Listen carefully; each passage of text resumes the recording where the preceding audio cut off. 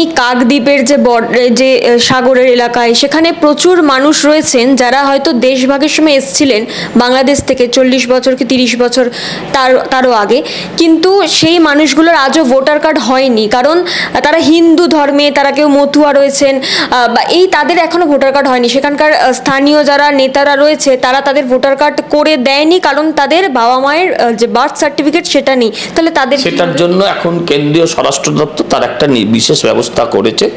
তারা নতুন করে ভোটার লিস্টে নাম তোলার, যারা শরণার্থী, ধর্মীয় কারণে যারা শরণার্থী তাদের ভোটার নাম তোলা হচ্ছে। যারা মতুয়া তারা জানেন কোথায় যোগাযোগ করতে হবে, তারা তাদের ঠিক সঠিক জায়গায় তাদের সংগঠনে যোগাযোগ করুন, তাদের কার্ড হয়ে যাবে।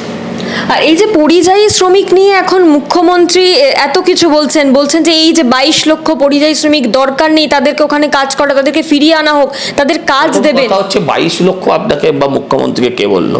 শুধু ব্যাঙ্গালোরেই আছে প্রায় 25 লক্ষ, শুধু ব্যাঙ্গালোরে 25 লক্ষ, মহারাষ্ট্রে লাখ 10 বাঙালি। হ্যাঁ, এই রাজ্যের পরিযায়ী শ্রমিক যারা তো অন্য জায়গায় গেছেন। আমার বক্তব্য হচ্ছে মুখ্যমন্ত্রী যদি তাদের ভাত দিতে পারতেন তাহলে তারা চলে যেতেন। মুখ্যমন্ত্রী যদি তাদের কর্মসংস্থান দিতে পারতেন তাহলে কি তারা চলে যেতেন? আচ্ছা, আজকে পরিযায়ী শ্রমিকের জন্য এত চোখের জলে বুক ভাসাচ্ছেন যে মুখ্যমন্ত্রী আজ থেকে 2-2.5 বছর আগে যখন করোনা হয়েছিল সেই পরিযায়ী শ্রমিকদের ঢুকতে দেয়নি। সেই পরিযায়ী শ্রমিকদের পশ্চিমবঙ্গে ঢুকতে দেয়নি। যখন সমস্ত জায়গার সরকার তাদের শ্রমিকদের ফিরিয়ে নিয়েছিল তখন মুখ্যমন্ত্রী ঢুকতে দেননি, কারণ বলেছিলেন করোনা এক্সপ্রেস আসবে, ওটা তাই ঢুকতে দেওয়া হয়নি। তারা তাদের যে রাজ্যে ছিলেন সেই রাজ্যের সরকার, সব জায়গায় যে বিজেপি শাসিত নয়, অবিজেপি সরকারও তাদের যথেষ্ট রক্ষণাবেক্ষণ করেছেন, তাদের প্রতি দায়িত্ব পালন করেছেন। কিন্তু পশ্চিমবঙ্গের মুখ্যমন্ত্রী পরিযায়ী শ্রমিকদের ঢুকতে দেয়নি, যাদের জন্য আজ উনি কেঁদে ফাটাচ্ছেন। কিন্তু উনি তো বলছেন এরা নিজের ইচ্ছায় যায় না, এদেরকে ভুলিয়ে নিজের ইচ্ছায় যায় না, তো ভুলিয়ে বালিয়ে নিয়ে যায়। কে ভুলিয়ে বালিয়ে নিয়ে যায়? আপনি এত ভোলা, আপনি এত ভোলা মন যে আপনাকে ভুলিয়ে বালিয়ে কেউ আপনার রাজ্য থেকে অন্য রাজ্যে নিয়ে চলে যাবে? আপনি ভোলেন কোথায়? আপনি ভোলেন মায়ের চোখের জলে, আপনি ভোলেন আপনার পরিবারের দুর্দশায়, আপনি ভুলে যান যখন আপনার ছেলে মেয়ের লেখাপড়ার ব্যবস্থা আপনি করতে পারেন না অর্থনৈতিক কারণে, তখন আপনি সব ভুলে চলে যান। মুখ্যমন্ত্রী ভুলিয়ে নিয়ে চলে যাবে বা কিছু পাচারকারী ভুলিয়ে নিয়ে চলে যাবে?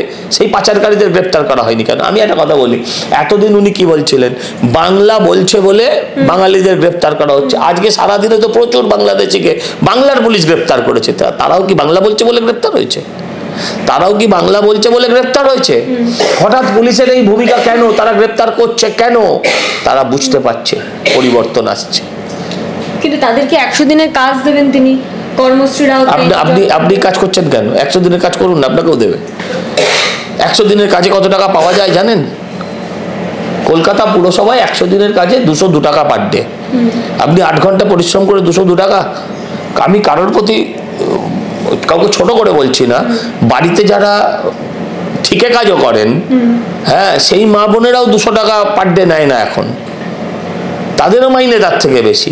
এখানে 8 ঘন্টা কাজ করিয়ে 202 টাকা, রাজমিস্ত্রি পাবে 1000 টাকা, আর যে শ্রমিক হবে 100 দিনের শ্রমিক হবে সে পাবে 202 টাকা। এটা হয় না, এটা দিয়ে সংসার চলে না। মুখ্যমন্ত্রীকে সংসার তো চালাতে হয় না, সব ফ্রিতে হয়তো। ওনার গাড়ির তেল আমার পয়সায়, ওনার গাড়ি আপনার পয়সায়, হ্যাঁ, ওনার হাওয়াই চটিটাও কার পয়সায় সেটা দেখতে হবে। ওটা আগে সারদা কিনে দিত শুনেছি, এখন কে দেয় জানি না। তো এই তো হচ্ছে বিষয়। বাংলা বললেই কি তারা বাংলাদেশি হয়ে যাবে? ফিরহাদ হাকিমের প্রশ্ন এটা। না, বাংলা বললে নিশ্চয়ই বাংলাদেশি হবে না, আমিও বলছি। বাংলা বললে বাংলাদেশি হবে না, আর নাকচাপটা হলেই রোহিঙ্গা হবে না। ফিরহাদ হাকিম বলেছেন নাকচাপটা রোহিঙ্গা দেখতে, নাকচাপটা হলেই রোহিঙ্গা হবে না। যারা বাংলাদেশি তারা বাংলাদেশি হবে, যারা রোহিঙ্গা তারা রোহিঙ্গা হবে। এখন মুশকিল হচ্ছে এই যে হাইকোর্ট এসএসসির ক্ষেত্রে কি বললো, যে চাল আর কাঁকড়কে এমনভাবে মেলানো হয়েছে আলাদা করা যাচ্ছে না। এরকম 2-4টে ক্ষেত্রে এরকম হয়েছে, চাল আর কাঁকড় আলাদা করতে গিয়ে হয়তো কোথাও কাঁকড়ের সাথে চাল চলে গেছে। সেই ভুল এই রাজ্যে, এই দেশের সরকারই তারা মেনে নিয়েছে এবং ফেরত নিয়েছে। যদি ফেরত না নিত কি করতে পারতেন? যদি আমার দেশের সরকার তাদের ফেরত না নিত কি করতে পারতেন? আর যারা বাংলাদেশি তারাই বাংলাদেশে ফিরে যাচ্ছেন, যারা রোহিঙ্গা তারাই নিজের দেশে ফিরে যাচ্ছেন, এবং ফিরতে হবে। আচ্ছা, শাসক দল এসআইআর এ এত ভয় কেন পাচ্ছে? ভোটে হেরে যাবে বলে। এই যে বললাম, মৃত ভোটাররাই ওনাদেরকে জীবিত রাখার একমাত্র অবলম্বন। এর আগে তো মমতা ব্যানার্জি নিজেই 1 কোটি বাংলাদেশি অনুপ্রবেশকারী পশ্চিমবঙ্গ মানুষের বসবাসের জন্য অযোগ্য, এসব কথা আমাদের নয়, মমতা ব্যানার্জির কথা। আজকে তিনি ক্ষমতায় 2005 সালে তিনি বলেছিলেন, 11 সালে ক্ষমতা এসছেন, তারপর থেকে তার সম্পদ হয়ে গেল।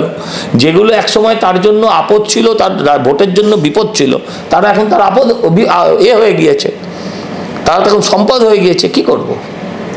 এই যে ওবিসি নিয়ে যে মামলা ছিল, যার কারণে দীর্ঘদিন ধরে কলেজে ভর্তি বন্ধ ছিল, এই ওবিসি নিয়ে মামলার যখন সুপ্রিম কোর্টের রায়টা এলো, তখন কুণাল ঘোষ একটি টুইট করে বলেছিলেন, এই এত হয়রানির পর যারা পৈশাচিক নৃত্য করছিল, যারা বড় বড় ডায়লগ মারছিল, তারা এখন কোথায় লুকিয়ে? আমি একটা কথা বলবো, এবারে তো ওবিসির জন্য হয়েছে, গতবারে কি হয়েছিল? গতবারও তো 2-2.5 মাস বাদে কলেজে ভর্তি শুরু হয়েছিল। গতবার কি হয়েছিল? গতবার তো ওবিসি ছিল না। আর পিশাচ যদি পৈশাচিক নৃত্যের কথা অন্য কাউকে বলে, সেটা তার মহানুভবতা, তাকে আর কি বলতে পারি? কুণাল ঘোষ পিশাচ? আমি কিছু নাম বলবো না কারোর, আপনি বুঝে নেবেন, বাংলার মানুষ বুঝে নেবে। নিউ গড়িয়া মেট্রো স্টেশন, কবি সুভাষ, 15 বছর মধ্যে সেই স্টেশন বন্ধ করে দিতে হলো, এত মানুষের যাতায়াত। তখন মুখ্যমন্ত্রী রেলমন্ত্রী ছিলেন, 2010 সালে অক্টোবর মাসে সেটা তৈরি হয়েছিল। মুখ্যমন্ত্রী রেলমন্ত্রী ছিলেন, এ কথা ঠিক। আবার এই কথা নিয়ে আমি এইটাও বলতে চাই না যে মুখ্যমন্ত্রী রেলমন্ত্রী ছিলেন বলে পাটল ধরেছে। হ্যাঁ, কারণ মুখ্যমন্ত্রী, এরপরে আপনাদের চ্যানেলেই বেশি করে লোকেরা বলবে তখন প্রধানমন্ত্রী কে ছিল। আমরা ওর মধ্যে যেতে চাই না। যে জিনিসটা ঘটেছে সেটা ঘটার উচিত হয়নি।